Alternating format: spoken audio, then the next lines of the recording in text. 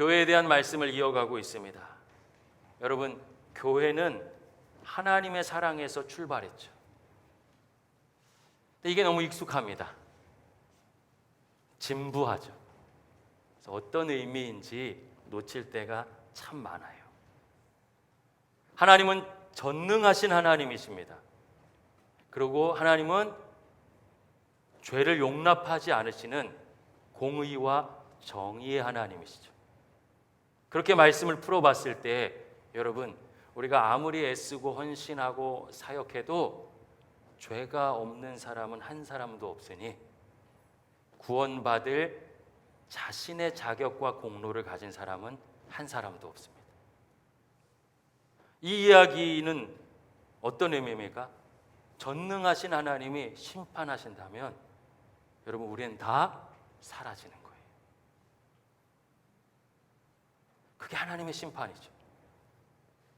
아이고 이렇게 속썩여 하고 컴퓨터 하드디스크 포맷하듯이 우리 다 포맷해서 새롭게 창조하시고 시작하신다면 하나님 머리도 좀 덜 아프시고 얼마나 편안하실까요? 그런데 그렇게 하시지 않은 것이 사랑이에요. 하실 수 있는데 하시질 않으셨어요. 또 하나님은 전능하셔서 오늘 이 순간도 우리가 무슨 영적인 현미경 같은 걸로 마음을 다 돌아보면 정말 하나님을 예배하는지 예배하지 않는지 분별할 수 있겠죠? 예배하지 않는 경우가 얼마나 많습니까? 하나님께서 우리를 예배하는 로봇처럼 만드실 수 있는 능력이 분명히 있으셔요. 스스로의 선택이란 할 수 없고 오직 하나님만 바라볼 수 있도록 손과 발과 마음 묶으실 능력이 왜 없으시겠습니까? 그렇게 하셨다면 또 얼마나 속 편하셨을까요? 근데 하나님 그렇게 하시지 않는 것으로 사랑을 증명하시죠. 있는 모습 그대로 나를 받아주십니다. 예수 그리스도를 믿고 구원받은 백성의 심령 속에는 성령님 함께 계시죠. 여러분, 성령 강력한 역사 불같이 임하기를 우리가 그렇게 사모하잖아요. 불같이 임하셔서 우리를 마음껏 끌고 다니실 수 있는 힘이 왜 없으시겠습니까? 여러분, 성령에 체험하면 우리는 황홀경, 엑스타시, 신비경험 생각하는데 그렇게 분위기를 막 만들어서 우리의 의지와 상관없이 순종하게 만드실 수 있죠. 그러나 그건 나의 마음의 중심이 들여지는 순종이 아니기에 하나님 기뻐하시지 않으셨어요. 그래서 우리를 있는 모습 그대로 받아들이십니다. 못해도 모자라도 속썩여도 사랑하시죠. 존중하시죠. 여러분, 이게 무슨 뜻입니까? 우리를 인격적으로 만나주신다는 거예요.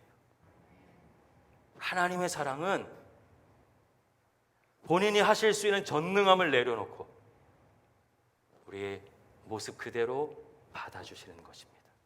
그리고 우리의 죄의 값은, 죄는 용납하실 수 없는 분이시기에 자신에게 갚으셨죠. 생명으로. 이 사랑의 의미를 깨닫고 살아가면서 교회는 시작되었습니다. 성령 충만 원하지만 여러분 막 무엇인가 취한 것처럼 열광적으로 찬양하고 헌신했을 때 있었죠. 여러분 그러셨잖아요? 그러다 어느 날 정신 차린 듯 되면 난 옛사람으로 그대로 돌아와 있어요.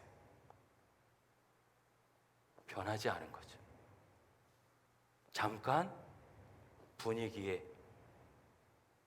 휩쓸려 있었던 것은 아닌지, 그건 하나님을 향한 마음의 중심을 드리는 사랑은 아니었을 것입니다.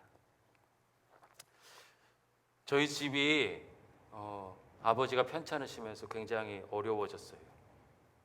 어렵게 자랐습니다. 어머니가 딱 40살 되시는 해에 아버지가 쓰러지셨어요. 굉장히 이제 젊으셨죠. 어느 날 제가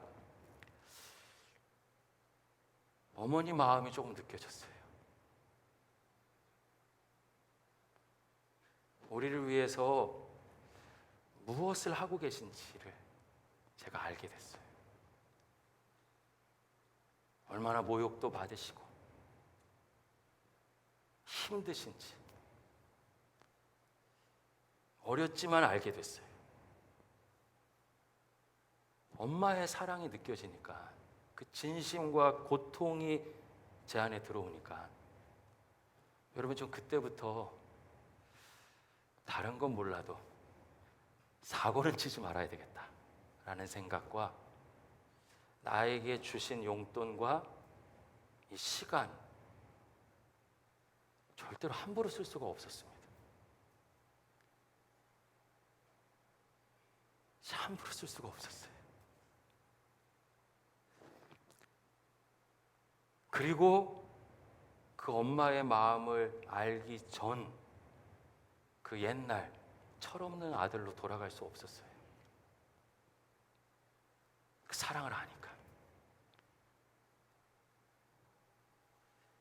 육신의 어머니의 사랑이 아무리 커도 하나님과 비교할 수는 없겠죠. 그 사랑도 진심으로 느껴지니까 전 전혀 다른 사람으로 살기 시작했습니다. 어느 날 아버지의 건강 회복을 위해서 막 기도하다가 중학교 1학년 때 주님을 처음 만났어요.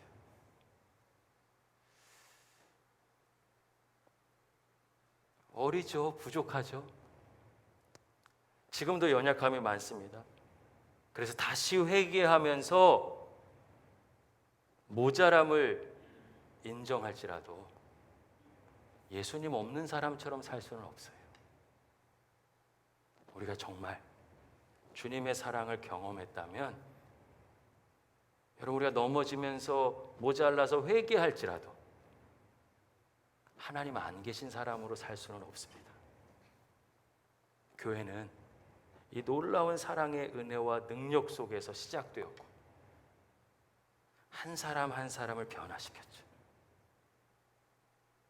그리고 편견 없이 사랑을 받으니까 편견 없이 한 사람을 사랑했어요. 주목했습니다. 사도행전 3장이죠. 그 결과 나면서부터 걷지 못했던 안진뱅이가 주님 만나고 그 인생의 치유와 변화가 일어나면서 걷고 뛰고 찬양하는, 상상할 수 없는 기적이 일어납니다.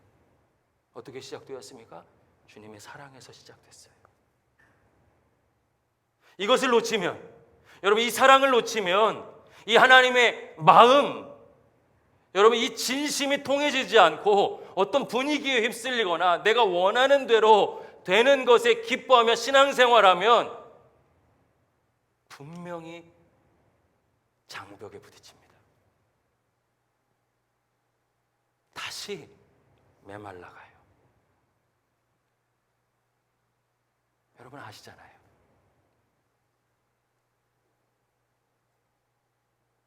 그땐 교회들이 어떻게 변합니까? 여기 모여가지고 치지고 볶는 게 전부인 것처럼, 아니 누가 그렇게 옳고 누가 그렇게 틀려요? 그렇게 선 긋고 분파를 만들면서 하나님의 뜻과 상관없이 내가 옳은 방향으로만 달려갑니다. 너무 마음이 아파요.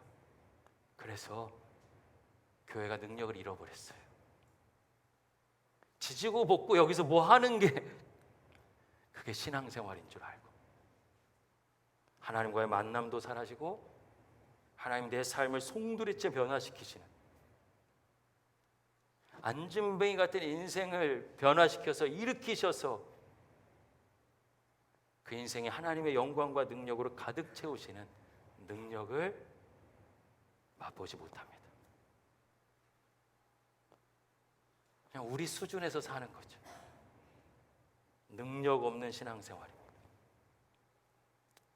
그러나 교회는 그렇지 않았어요. 교회의 본질은 그렇지 않습니다. 사랑해서 우리 인생이 변화되고 그 사랑이 나눠짐으로써 또 다른 기적이 일어나는 역사, 그것이 하나님 살아계신 공동체, 하나님의 사랑을 누리는 공동체, 하나님의 사랑을 나누는 공동체로서의 교회인 줄로 믿습니다. 할렐루야. 1장에서 3장까지예요. 오늘 4장입니다. 이 말씀에 주목하셔야 돼요. 여러분, 그렇게 성령의 역사와 기적을 경험했는데 오늘 4장에 고난과 시련이 찾아왔습니다. 초대교회는 평탄한 교회가 아니었습니다. 고난과 역경, 시련과 핍박이 끊임없이 이어졌어요. 우리 신앙생활 가운데 가장 큰 오해 중에 하나는 성경이 고난이 없다고 말한 적이 없는데 믿으면 고난이 없고 내가 원하는 대로 된다고 오해하는 거예요. 신앙은 만사형통을 말한 적이 없습니다. 여러분 기억하셔요. 무조건 잘 된다고 말하고 세상적인 성공이 하나님의 복을 받은 근거로 말할수록 오히려 이단과 사이비일 확률이 높습니다. 베드로 사도는 우리가 불시험 당하는 것을 이상하게 여기지 말라고 했어요. 이 땅은 완전한 하나님 나라가 아니기 때문에 하나님 중심으로 예수 그리스도가 내 삶의 주인 되어 살아가려고 할 때, 몸부림치려고 할 때 우리 삶에 고난도 오고 어려움도 찾아오고 관계에 문제도 생기고 생각지 못한 변수도 오는 거예요. 때로는 우리의 시야, 우리의 생각으로는 이해할 수 없는 원인을 알지 못하는 어려움도 찾아올 수 있어요. 왜 그렇습니까? 이 땅에 완전한 하나님 나라가 아니기 때문입니다. 사도 바울은 주님과 함께 영광을 얻었으니 고난에도 참여하라고 합니다. 제가 목사인데요. 여러분 사람을 사랑하려고 할 때 그냥 100% 무조건 되지 않더라고요. 목사여도. 그냥 성령님 어느 날 제 안에 오셔서 막 저는 가만히 있는데 저를 이끌고 가가지고 사랑하게 만드시는 그런 분이 아니셔요. 저의 연약함과 부족함을 철저히 보게 하시고 사도 바울의 고백이잖아요. 이 몸을 쳐서 복종시키고 회개하고 두 손 들고서 하나님 또 넘어졌습니다. 또 실수했습니다. 제가 이래요. 천부여 의지 없어서 하나님 없이는 불가능합니다. 고백하면서 살아가죠. 그게 고난이잖아요. 하나님 이 사람 안 봤으면 좋겠는데 예수님 없었으면 충분히 안 보고 살아가는 텐데 예수님 내 안에 계시기 때문에 다가가야 돼요. 그런 종류의 어려움이 얼마나 많습니까? 그런데 주님과 함께 영광을 얻었으니 그 고난에 참여하는 것이 당연하다고 말합니다. 왜 당연할까요? 내가 받은 은혜의 값을 아는 사람에겐 당연해요. 내가 갚을 수 없는 사랑받았다는 것이 깨달아지면 말씀은 내게로 비추지 다른 사람에게로 향하게 하지 않습니다. 그렇게 살아갈 때, 그렇게 믿음으로 때로는 어렵지만 주님 의지하며 살아갈 때 오늘의 고난은 나를 변화시켜 주시고 마지막에 하나님께서 부어주실 영광과 비교할 수 없는 것이죠. 그 영광이 너무나 커서 오늘의 어려움을 감당할 수 있게 됩니다. 사랑하는 여러분, 교회는 본질적으로 고난이 없는 곳이 아닙니다. 세상에 주눅들거나 두려워하는 곳도 아닙니다. 오히려 주님과 함께 이 고난을 이기고 돌파하며 하나님이 여전히 살아 역사하신다는 것을 간증하고 세상을 향해 증명하는 사랑과 능력의 공동체인 줄로 믿습니다. 십자가에 고난이 있었으니까 우리에게 구원의 영광이 있는 것이, 오늘 믿음으로 살려는 신앙의 대가를 치르는 과정이 우리 삶의 변화라는 성령의 역사를 가져오는 것입니다. 대가를 치르지 않고 무조건 잘 된다고 말하는 축복은 가짜입니다. 여러분 하물며 다이어트 한번 하시려도 얼마나 참아야 됩니까? 그냥 살 빠졌으면 좋겠다. 저는 그냥 막 온몸에 근육 좀 생겼으면 좋겠고, 책 읽는 그 과정 겪지 않더라도 제가 늘 꿈꾸는 것 중에 하나가 있어요. 제 머리에 손 대고 이 한 손은 책에 딱 대는 거예요. 와, 다 들어왔어. 이렇게만 된다면 얼마나 좋을까. 하나님, 그러면 제가 온 세상의 지식과 신학을 통달해서 목회도 잘할 텐데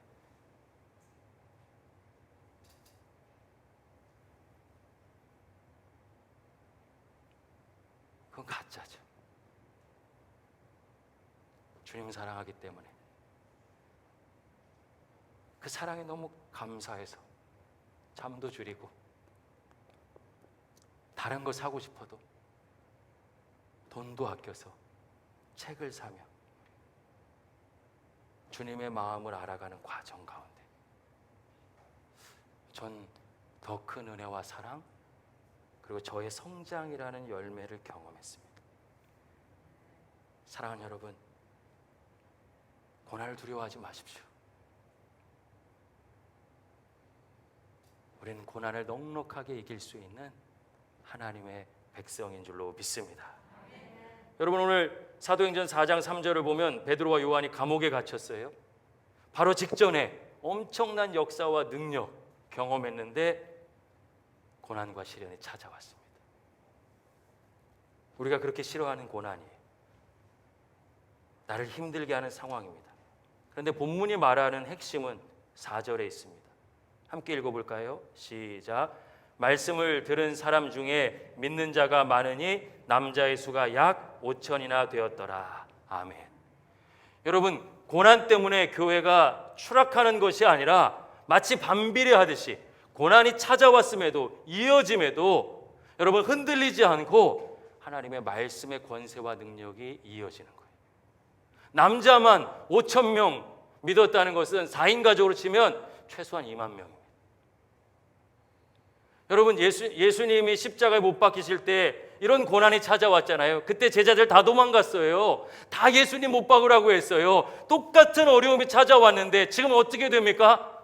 그 고난과 정면 승부에서 이겨내며 환경과 상황이 전부가 아니다, 보이는 것이 전부가 아니다 믿고서 주님 의지하고 말씀으로 살아가는 사람이 여러분 5천 명, 2만 명, 예수 그리스도의 제자가 점점 많아지는 거예요.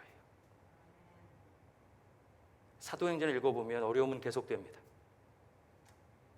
초대교회는 고난과 시련이 이어졌습니다. 그때마다 사도행전은 말씀의 능력을 증언하죠. 오늘 우리가 읽었던 4장 4절, 말씀을 들은 사람 중에 믿는 자가 많으니 믿을 수 없는 상황이었어요. 근데 믿는 자가 많아집니다. 말씀의 능력이에요. 그 수가 5천이나 되었습니다. 사도행전 6장 7절 말씀 찾아보실까요?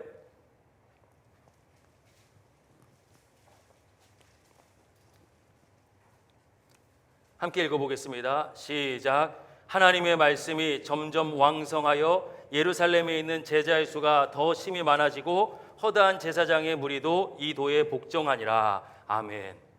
여러분, 예수님께서 승천하시면서 사명 주실 때 성령을 받고 권능이 임하면 어떻게 해요?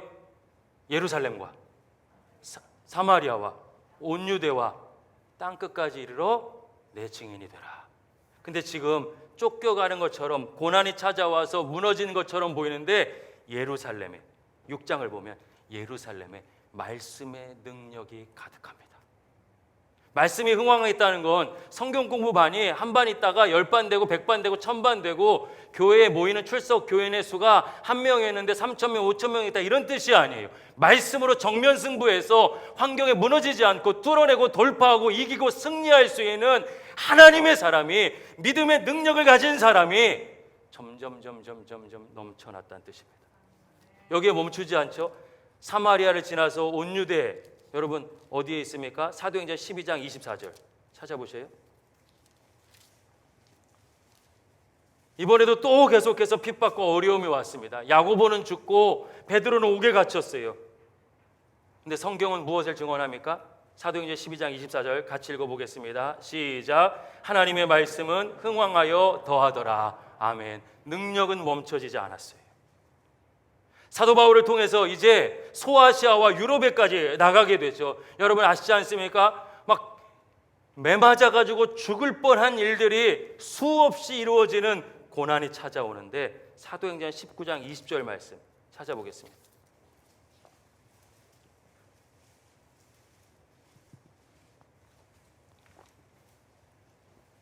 함께 읽겠습니다.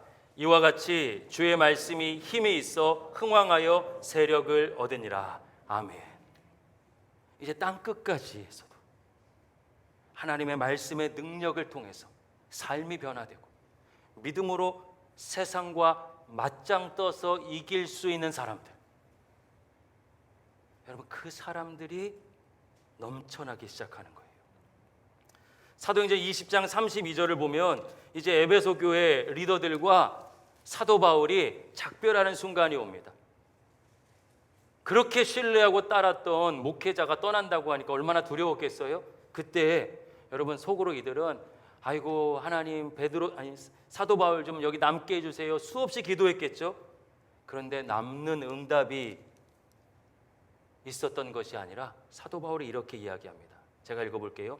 지금 내가 여러분을 주와 및 그 은혜의 말씀에 부탁하노니 그 말씀이 여러분을 능히 든든히 세우사 거룩하게 하심을 입은 모든 자 가운데 기업이 있게 하시리라. 자기가 남지 않습니다. 사람 의지하는 신앙인이 아니라 사도 바울을 변화시켜 주신 말씀과 성령의 능력을 통해 또 다른 사람이 말씀의 능력으로 살아가는 진짜 제자, 그렇게 세워질 수 있도록 주님과 은혜의 말씀에 맡깁니다. 교회의 역사는 고난의 역사죠. 그러나 고난에 무너진 역사가 아니라 넉넉히 이긴 역사이며 그 중심엔 말씀의 능력이 있습니다. 말씀으로 돌파한 역사예요. 오늘도 주님은 우리에게 말씀하십니다. 무릇 하나님께로부터 난 자마다 세상을 이기느니라.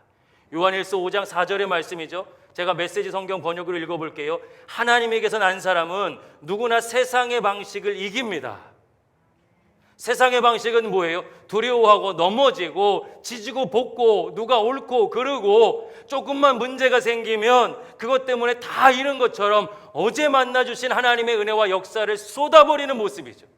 그러나 하나님께 난 사람, 하나님께 난 자는 누굽니까? 요한일서 5장 1절은 예수께서 그리스도이심을 믿는 모든 사람을 하나님께 난 자라고 정의하고 있어요. 바로 저와 여러분이죠. 우리 그리스도인입니다. 예수 그리스도를 구원자요 주인으로 믿고 고백하는 모든 사람은 하나님께 난 사람인데 그들은 누구라도 세상의 방식을 이기는 하나님의 백성인 줄로 믿습니다. 예수님이 약속의 말씀 주셨어요. 세상에서 너희가 환난을 당하나 담대하라. 내가 세상을 이기었노라. 할렐루야. 주님 말씀하신 대로 약속하신 대로 이루어 주실 줄로 믿습니다. 오늘 우리 삶 가운데도요. 상상도 안 했던 고난이 찾아왔어요. 이유도 잘 모르겠습니다. 그런데 조금 익숙해지니까 우리 마음엔 또다시 내가 주인 되어서 이러쿵저러쿵 내 생각, 염려와 근심과 두려움이란 장벽이 높이 세워져 버렸습니다. 그래서 오늘 다시 찾아와 저와 여러분의 마음의 문을 두드리시면서 말씀하시는 거예요. 담대하라. 우리 주님께서 세상을 이기셨으니 너희도 세상을 이길 수 있다. 주님 다시 약속하시죠. 세상을 이기는 승리는 이것이니 우리의 믿음이니라. 여러분, 믿음은 내 심년, 내가 원하는 대로 이루어질 것을 믿는 것이 아니라 하나님께서 이루신 것과 앞으로 이루실 것, 즉 하나님의 말씀을 믿는 것이죠. 저와 여러분에겐 어제 만난 하나님에 대한 간증이 있어요. 우리 삶 가운데 은혜의 간증이 있습니다. 그 하나님이 약속하셨죠.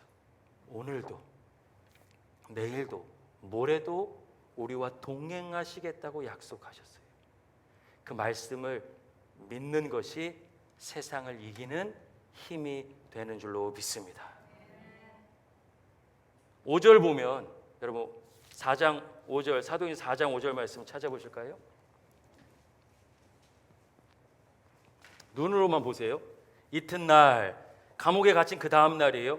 관리들과 장로들과 서기관들이 예루살렘에 모였어요. 6절 보니까 누가 있습니까? 대제사장 안나스와 가야바와 요한과 알렉산더와 및 대제사장의 문중이 다 참여하여 7절부터 뭐 하는 거예요? 신문하는 겁니다.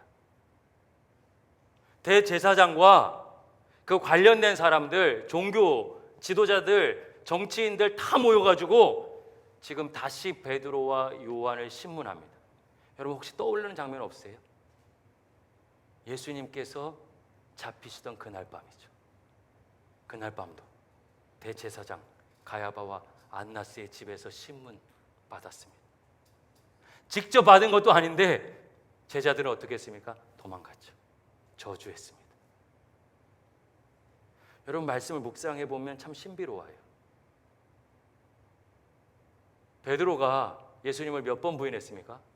3번 했죠. 마스크를 쓰니까 입으로 움직이지 않아서 다 맞춘 것 같아. 3번. 요한복음 21장에서 부활하신 예수님이 갈릴리 호수로 제자를 다시 찾아오시죠. 베드로에게 네가 나를 사랑하느냐 3번 물으셔요. 연약한 베드로의 마음속엔 3번 부인한 게 트라우마처럼 남아있겠죠. 막 자기 잘난 척하다가도 결국 자기의 진짜 모습은 뭐예요? 그렇게 사랑하던 스승님 저주하고 모른다고 부인하는 거예요. 예수님 어떻게 이 문제를 해결하십니까? 3번 물으시는 거예요. 잘못 오해하면 너 나 사랑해? 너 나 사랑해? 너 사랑해? 이렇게 받아들이기 쉬워요. 우리 주님의 마음은 주님 제가 사랑합니다. 제가 사랑합니다. 제가 사랑하는 줄 아시잖아요 해서 과거의 상처를 덮어주십니다. 이 관리들 앞에 모였을 때 베드로와 요한은 무엇이 떠올랐을까요?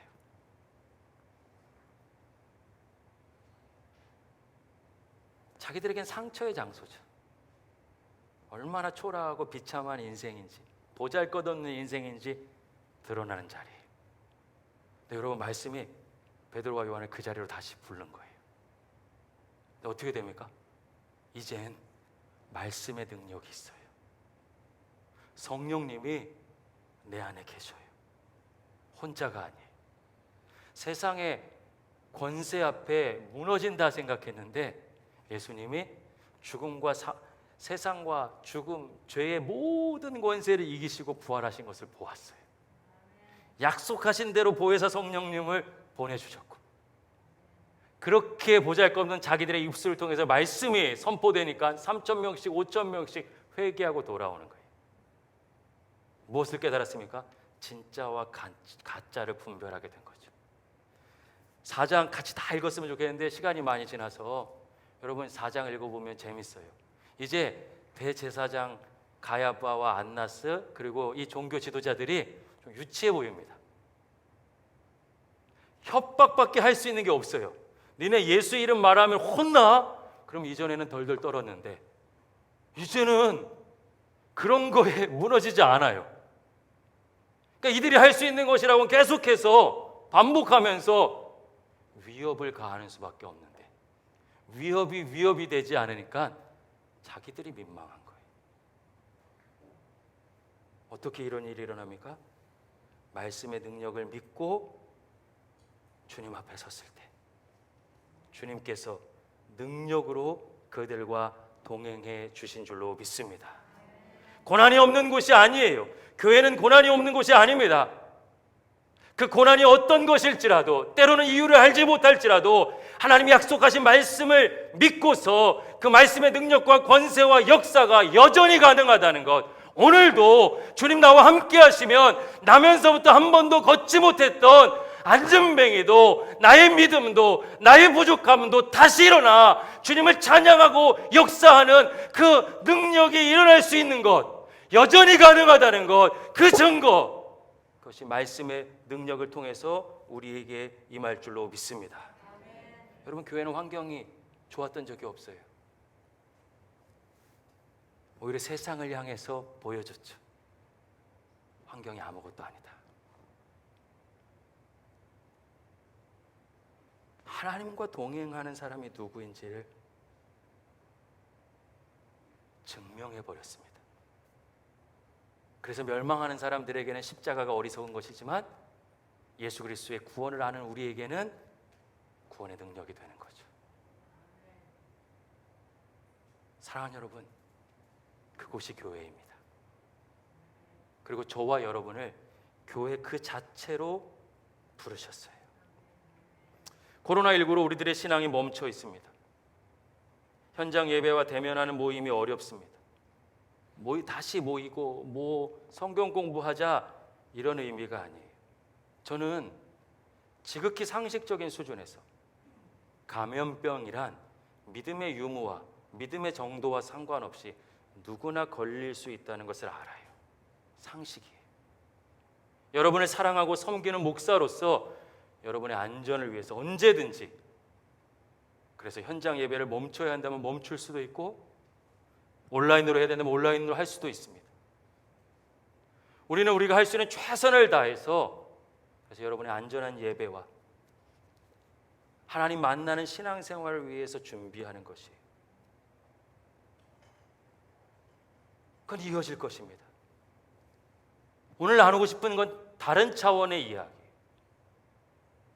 여러분, 우리가 최선을 다하고 안전을 준비하지만 이 시기는 고난과 시련이 찾아온 시기죠. 말씀의 능력이 그 어떤 때보다 필요한 시간입니다. 일상이 회복될 때까지 기다려야 된다라는 생각 속에 갇혀서 일상에 익숙해지고 신앙을 멈춘 것이 합리화되면 상처와 낙심과 어려움은 결국 여러분의 몫이 됩니다. 다시 말씀 앞에 서야 해요. 제가 그래서 한 2달 전에 새로운 시도를 해봤습니다. 한 3그룹과 묵상을 나누는 거예요. 아침에 30분에서 1시간 정도 시간을 투자해서, 아침이 어렵다면 그 전날 저녁에 준비해서. 묵상은 하루에 마무리하는 것이 아니라 하루에 시작에 하는 거예요. 시작날 할 수 없으면 저녁에 해서 그 다음 날을 그 말씀을 붙잡고 사는 것입니다. 다른 거 부탁드리지 않았어요. 짤막하게라도 요약해 주십시오. 요약하는 이유는 한 가지입니다. 여러분, 우리는 구절을 내가 원하는 대로 차용하는 신앙에 익숙해요. 하나님께서 원하시는 말씀, 하나님께서 주시는 말씀에 익숙하지 않습니다. 그래서 하나님께 집중하기 위해서, 내가 원하는 말씀이 아니라 하나님께 집중하는 말씀을 위해서 요약했습니다. 그리고 깊이 생각해보고, 깨달음을 주시면 깨달음을 쓰고, 또 삶의 변화에 대한 적용을 하려면 적용을 하면서 2달 동안 만나서 나눈 건 한 번밖에 되지 않아요. 약 1시간 반 정도 만났을 뿐입니다. 그리고 매일 아침에 단체 문자방에 올렸을 뿐이에요. 그리고 서로의 묵상을 읽습니다. 서로를 생각하면 기도합니다. 근데 한 가지 놀라운 현상이 일어났어요. 그렇게 시작하니까 하루 종일 말씀을 생각하며 사는 분들이 나오는 거예요.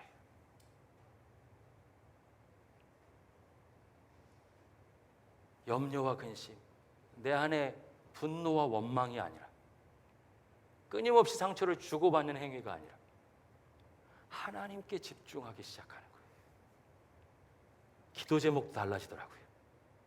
개인적인 것에서 하나님에 대한 비전으로. 개인 기도 제목 나누지 말자는 것이 아니죠. 먼저 그의 나라와 그의 의를 구하면 모든 것을 더해 주신 하나님에 대한 신뢰죠. 할렐루야. 여러분, 만날 수 없어도 나누고 세울 수 있는 방법은 많습니다. 정해진 커리큘럼은 우리가 만나야지만 할 수 있는 것이 많아서 다음 주 중에는 여러분에게 문자로 설문을 돌리려고 해요. 어떻게 도울 수 있을까? 어떻게 더 말씀에 가까이 가게 할 수 있을까?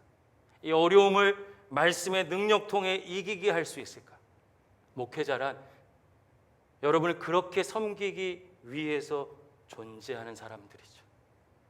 함께 기도하며 준비하려고 합니다. 사랑하는 여러분, 부담으로서가 아니라 믿음의 능력으로서 다시 말씀을 사모하고 회복하는 여러분 될 수 있기를 예수님의 이름으로 소망합니다. 이제 말씀을 정리하겠습니다. 베드로와 요한을 비롯한 초대교회 성도들에게 다시 고난이 찾아왔습니다. 그런데 여러분, 말씀의 능력을 통해 그들은 이겨냅니다. 환경보다 크신 하나님의 역사를 경험합니다. 여러분 앞에 놓여져 있는 오늘이라는 이 영적인 시간을 허비하지 마십시오. 환경과 상황에 끌려가며 여전히 두려움에 멈춰 있는 신앙이 아니라 말씀의 권세, 능력, 진리가 자유케 하는 은혜가 우리에게 다시 충만해지기를 예수님의 이름으로 간절히 축복합니다. 기도하겠습니다.